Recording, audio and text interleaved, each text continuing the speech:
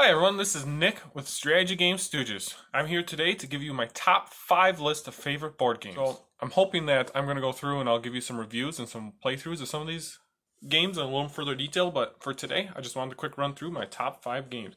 So we're going to start out with number 5 on my list. It's a game called Paris Connection made by Queen Games. I'll show you the back of it. It's a pretty simple game.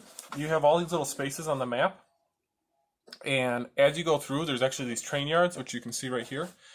There's purple, and this has a lot to do with these train yards. There's only so many of each color, and you can trade in what colors you have. You had them behind this board, and you can get different points. So there's different cities that add more up. So it's all about trying to claim the spaces, and at the end of the game, you add up whoever has the most points. But this one's it's a fun game. It does take some. It does better if you're able to do a little bit of the math in your head, because you can start to add up to realize that there's only, say, one purple train left. You don't want to keep adding to the purple train because you're not going to maximize your points. So you'd want to trade that purple one into, say, potentially the yellow has a lot of room for expansion. So you'd switch to that one. So this one's my number 5. I forget what they say. It's 30 minutes. So it's a pretty quick game. It's pretty easy to learn. Once you figure out the point system, this is a really good game. Not bad. It's not necessarily entry level, but it's closer to entry level as versus a experienced game. I do not remember price wise what this one's at. There's anything real crazy other than the little trains, shaped like little trains, little meeples. But other than that, it's a pretty simple game. So let's move on to number 4, Exploding Kittens. I think a lot of people out there have played this game. It's another easy game to play, 15 minutes. What it is there's 6 people playing. Well, this is 2 to 5 players. So if there's 5 people playing, there's 4 bombs, exploding kittens in there, and the whole object of the game is you want to be the last person left in the game, so you don't explode. And there's different special cards, ones that stop the bombs, the nope cards, and diffuse cards. And there's different things where if you get 2 of a kind, 3 of a kind, that you get different abilities that you can steal a card from somebody, or you can special cards where you can look in the deck. So this would be my number 4 game, Exploding Kittens. This is a fairly cheap game. It's a quick one. It's a fun one. I would recommend it for more of a casual gaming group. So then we'll go to this is a tough one for me. All right, we're gonna go Flux. There is the regular game Flux. There's a bunch of different themes. I like this one because it's Monty Python. If anybody's watched Monty Python skits or watched Monty Python the Holy Grail, there's a lot in this game. So the whole point of the game of Flux is you actually, let's see if I can get this. So there's creepers, there's keepers, there's goals, there's actions. So as the game goes along, there's actually a bunch of different cards in here that you can actually change the rules. So even though you're set with it, I believe you start with you draw one, play one, but there's a bunch of cards that you can change rules. So you could potentially be drawing 3 cards, playing 5 cards. And the whole thing is you want the goal, like on the back here, the example is you must bring us a shrubbery. So you have to have the card, the Knights Who Say Knee, and a shrubbery on the table in front of you to win. But that goal could change. Somebody else could change that goal at any time. So this is a fun one. It's usually pretty quick, but it can take a long time, especially if you have people constantly changing the goal and changing the rules. But it's not, the rules change. So the entry rules are very simple. It's a very quick, easy game to get playing. And then you just have to learn as the rules go because the rules change during the game. Fun game. Highly recommend this one.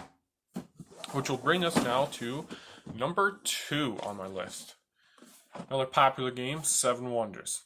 So this one goes through various ages. For those who haven't played this, and I'll try and do some sort of a playthrough or review on all these games at some point. But you have the coins, and what you're doing is you have these different cards, and as you go through the different ages, the cards do different things, and there's, I think, like 5 different ways that you can get points, victory points, and then at the end of the 3rd age, then you end up tallying up your victory points, and the most person wins. But there's a little bit where you can attack people. It's not directly, it's just whoever has the most attack cards at the end. But there's a little bit, there's That's right. They listed at 30 minutes. It's not a long game. It takes a while to set up and get going, but once you get going, then it goes pretty quick because you pretty much just take a card, hand the deck to the next person, take a card, hand the deck to the next person. You keep going around. So each age has the decks like that, and you keep going around. You build it up. So in front of you, you would have like a board like this. These are your wonders and whatnot. But what ends up happening is you just have a whole bunch of cards in front of you, and they all have different stuff to do. And I'll discuss that once I do the review video with this game at some point. So that brings us to number 1, which is Jurassic Park Danger. This is a fun game, but I'm also a big fan of Jurassic Park. When I was a kid, there was a Lost World game that I used to have, and I believe it's actually still at my parents' house, that I used to play all the time. And somebody would be the dinosaurs, and someone would be the people, and the dinosaurs would try to eat the people. The people were trying to accomplish whatever goal. I forget if you're trying to get off or just deactivate or activate, I believe, because Lost World where they had the helicopter come. So I don't remember exactly how that one works because it's been such a long time. But this is very similar to me. So you have the map of Isla Sorna. I believe it's Isla Sorna. Isla Nublar, that's the one. I got the islands mixed up. Isla Nublar. So somebody is the dinosaurs and you're trying to attack the people. And the people, they all have different goals. And you have different cards, which are your actions, what you can do. And what you're trying to do is you're trying to take your people, the little meeples that you have, and you're trying to go around the island to accomplish whatever goals you need, because then you need to get, like, I think it's 3 people out and have the whole island activated for the helicopter to come, and you want 3 people out. And the dinosaurs, meanwhile, are trying to kill 3 people.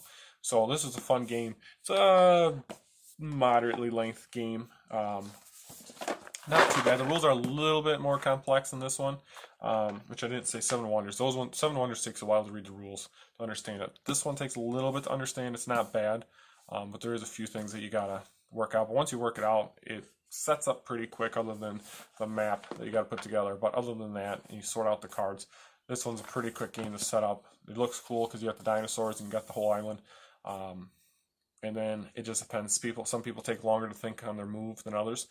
So it can take a little bit longer, but it is fun. It's kind of a semi-co-op game where you are cooperating together to beat the dinosaurs. So that was my top 5. I did want to say that I do have a lot of games that were close to the top 5. I do like playing Catan, but that's also because I have won at that a lot against Smitty, my wife, my brother Daniel, and my sister Rachel. So that's always fun when you win. Which I think there'll be a video at some point in the future where I'm sure that they can refute those claims by me.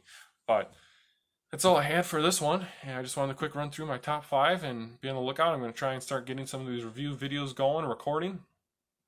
And if you aren't already following us on Twitter, or we are on Twitter, follow us on Instagram and Facebook, and then obviously subscribe to us here on YouTube and follow us. Let us know some different games that you'd like to be reviewed and any comments or suggestions you have.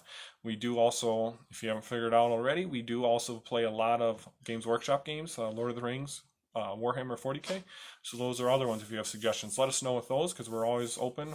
Let us know what you guys want to see next. Thanks. Until next time. Bye.